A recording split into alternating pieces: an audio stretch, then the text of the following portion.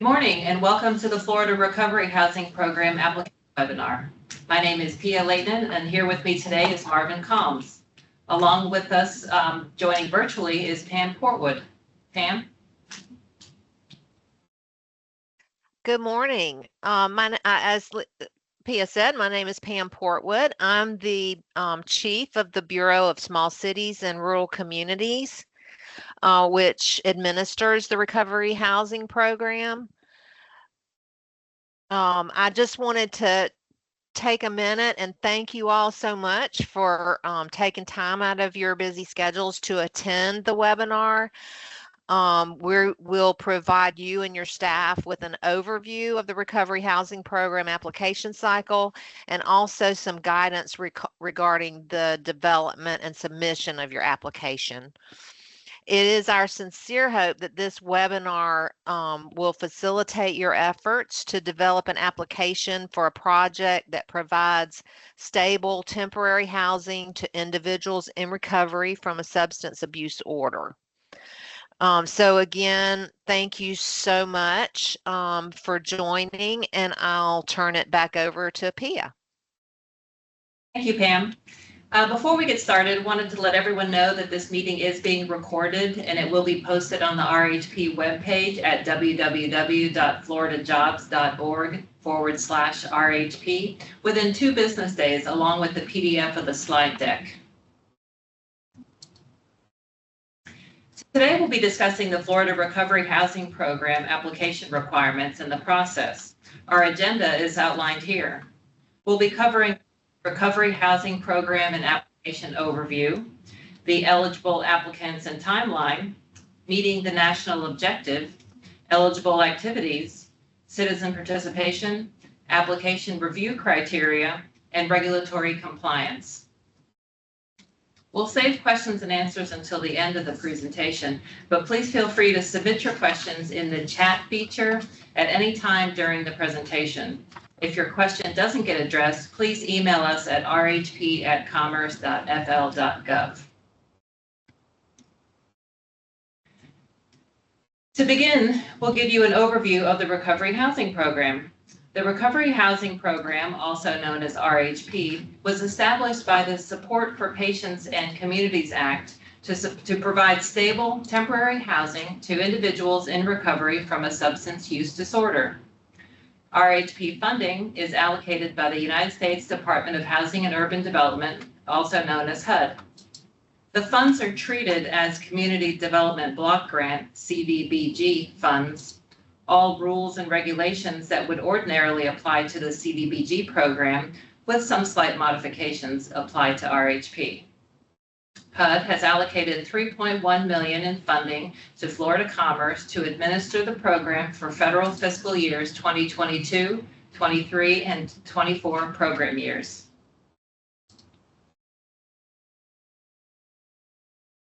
The RHP application cycle opened on Monday, January 13th, 2025, and will close on February the 17th, 2025 at 5 p.m. Eastern Time. The application form is available for download at www.floridajobs.org/RHP. Electronic applications will be accepted online. An email request for a link to submit the application must be sent to rhp@commerce.fl.gov. Instructions and access to upload the completed documents will be provided by return email within 2 business days. If you would like to mail the application, you may mail it to the address on the slide. All mailed or electronic applications must be received by 5 p.m. Eastern Time on February the 17th, 2025. Eligible applicants include units of general local government and public or private nonprofit organizations. Interested nonprofit organizations are encouraged to partner with to participate in the RHP program and partner with a unit of general local government who will act as the subgrantee for the project if the activities are anything other than lease, rent, and utilities. Florida Commerce has included evaluation criteria that emphasizes organizations with experience in veteran services program delivery. There is a $750,000 minimum funding request, a maximum grant period of 30 months. Federal regulations include additional timeliness standards, and subgrantees are encouraged to propose projects that can get started quickly and expend at least 30% of its budget within the first 8 months of a grant award. Projects funded through RHP must meet the low to moderate income, also known as LMI, limited clientele, national objective. Limited clientele activities must provide a benefit to a specific group of persons, such as the homeless or individuals with a disability, rather than everyone in a defined service area. Regardless of which group of beneficiaries is being targeted, projects must be limited to providing a benefit to individuals actively in recovery from a substance use disorder.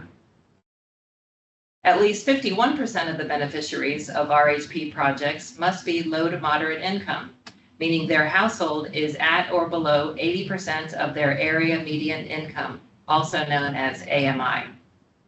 In cases where the RHP project will provide a direct benefit, such as making rent payments on behalf of an individual or providing housing for specific individuals, income levels can be established through self-reporting income verification forms. In cases where the RHP project does not have an immediate direct benefit, the project must target one of the following presumed LMI groups. Presumed LMI groups do not require income certification. The following groups are presumed LMI for the purposes of the Recovery Housing Program: abused children, battered spouses, elderly persons, severely disabled adults, homeless individuals, persons living with AIDS, migrant farm workers, persons who meet the federal poverty limits, and persons insured by Medicaid. Eligible activities must meet the goal of providing stable, temporary housing for individuals in recovery from a substance use disorder. Although only one activity may be chosen for a project, if acquisition or relocation is needed in support of another activity, both acquisition or relocation and that activity may be chosen for the project. For projects that involve construction, engineering costs are eligible for reimbursement. Please see the application instructions for additional details regarding eligible engineering expenses. Operating costs, staff pay, and planning-only activities are not eligible for RHP funding. Additionally, that administrative expenses related to carrying out RHP-funded projects will not be eligible for reimbursement. The eligible RHP activities are public facilities and improvements. RHP funds may be used for the acquisition, construction, reconstruction, rehabilitation, or installation of public facilities and improvements. Acquisition of real property. RHP funds may be used for acquisition, lease, rent, and utilities. An individual may be assisted for up to 2 years or until an assisted individual finds permanent housing, whichever is earlier. Rehabilitation and reconstruction of single-use residential buildings.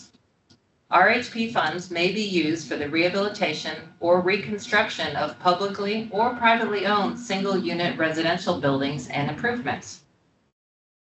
Rehabilitation and reconstruction of multi-unit residential buildings. RHP funds may be used for the rehabilitation or construction of publicly or privately owned buildings and improvements with 2 or more permanent residential units that otherwise comply with the Code of Federal Regulations. Rehabilitation and construction of public housing. RHP funds may be used for rehabilitation or reconstruction of buildings and improvements owned and operated by a public housing authority. Relocation.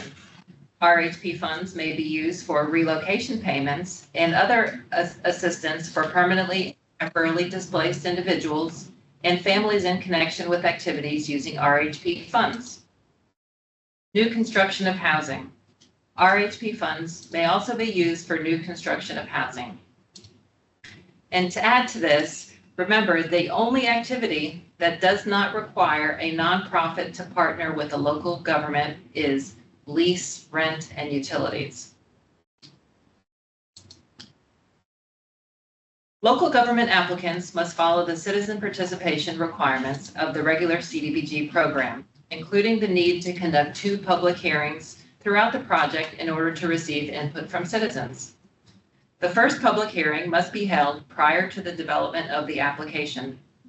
The purpose of this public hearing will be to inform citizens about the availability of RHP funds and to receive feedback on what type of project is most needed by your community.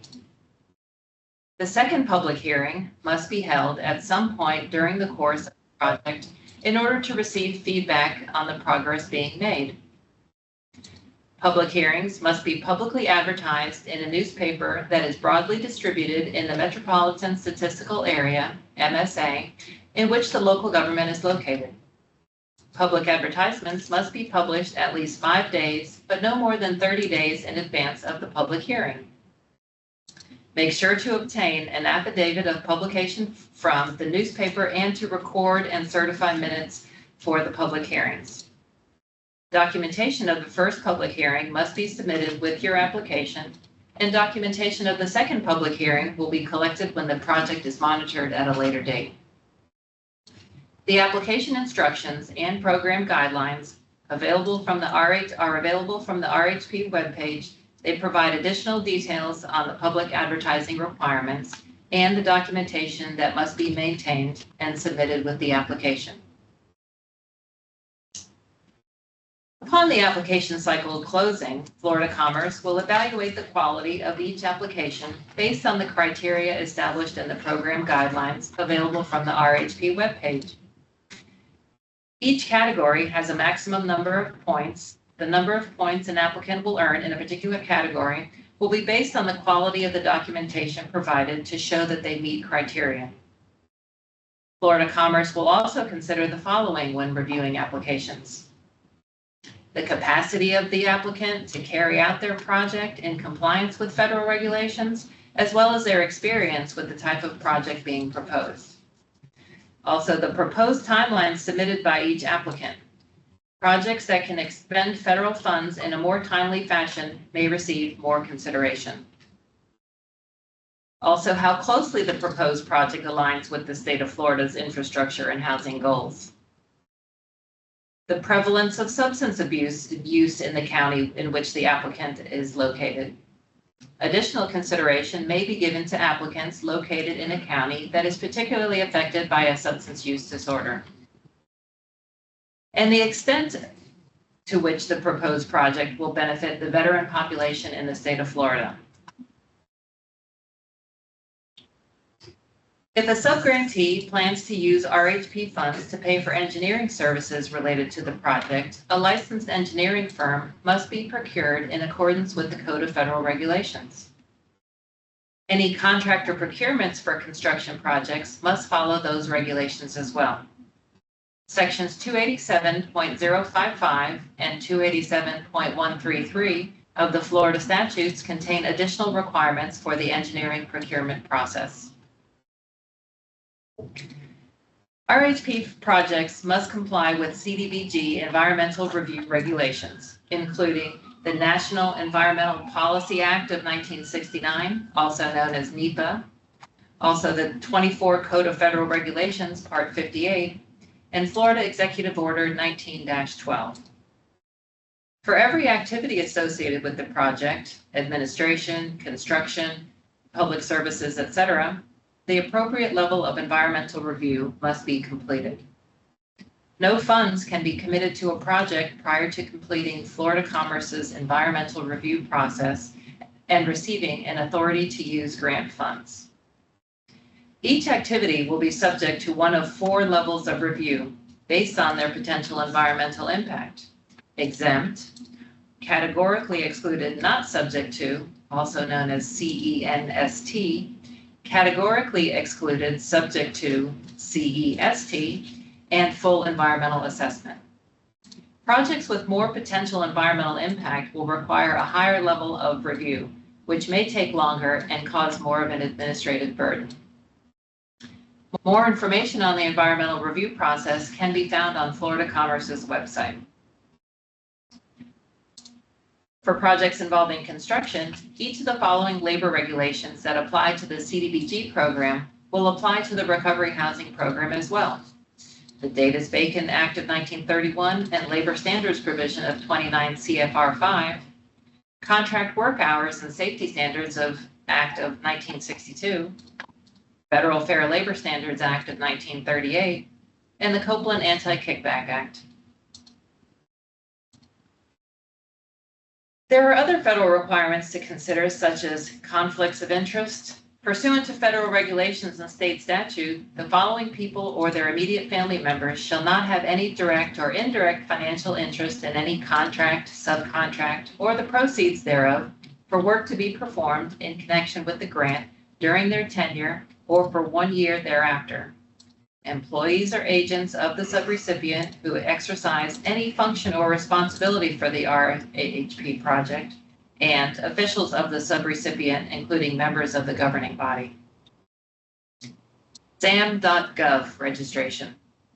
Pursuant to federal regulations, any entity receiving federal funds must obtain a unique entity identifier from the Federal System for Award Management, also known as SAM.gov. The Buy America preference. Pursuant to 2 CFR Part 184, all iron, steel, manufactured products, and construction materials used for federally funded infrastructure projects must be produced in the United States. Section 3. Section 3 of the Housing and Urban Development Act of 1968 requires that training and employment opportunities be provided to lower-income residents of the area in which the project is located. If carrying out a construction project, you will be responsible for tracking how many labor hours are worked on the project by low-income workers. And audit requirements. Pursuant to Subpart F of 2 CFR Part 200, if any entity expends $1 million or more in federal funds within a fiscal year, they will be required to conduct a single audit for that fiscal year. In order to be eligible to receive RHP funds, local governments must have in place a number of policies that comply with federal regulations. The policies that must be submitted to and approved by Florida Commerce are listed here on this slide. Additional details on the elements that must be contained in each policy are listed in the application instructions. This concludes our standard presentation. It's now time to take any questions that you may have, and you can enter them into the chat feature, and we'll return in a few minutes to respond.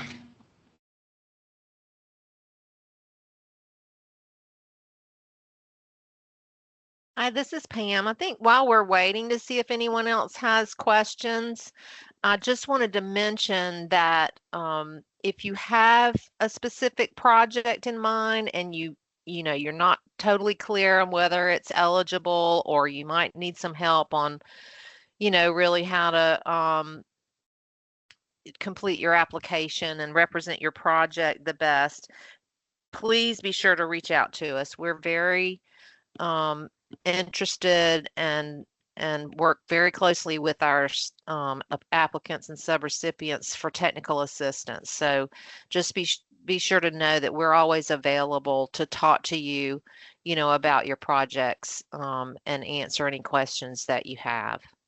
I guess I can also go ahead and answer Vance Coley's question.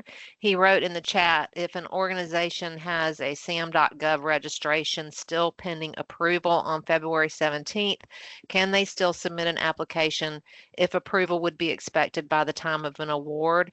And I would say yes. Go ahead and submit your application. Make sure that you make note that you've applied and that it's pending approval. And it is correct that it would need to be approved, before we could make an award. All right. Well, if we have no further questions through the chat panel, we want to say thank you so much for attending our RHP application webinar today. And again, we highly encourage you to visit our RHP program website for the additional details and resources about our program. And if you have any questions whatsoever, please reach out to us. We're here for you. We want to provide you the technical assistance and be as successful as possible in this application cycle in serving our Floridians.